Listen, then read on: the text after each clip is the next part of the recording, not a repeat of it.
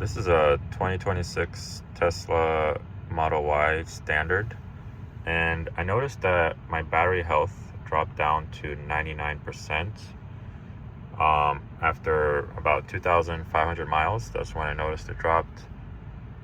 And so I mostly charge this car at home with a wall charger at, I believe it's 32 amps. I charged it three times at a supercharger for probably less than 10 minutes. Um,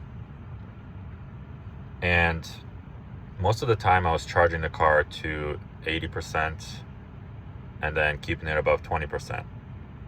And lately, the past, I believe, like 2 or 3 charges, I increased it to 85% because I was needing a little bit more range.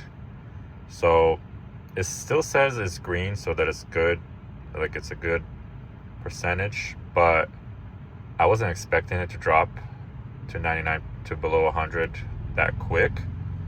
Um, I don't know what that means. I don't know if that means that I only get 99% of the range now. Like, so technically, if it's 321 range, did I lose like 3 miles of range? I'm not sure how that works exactly,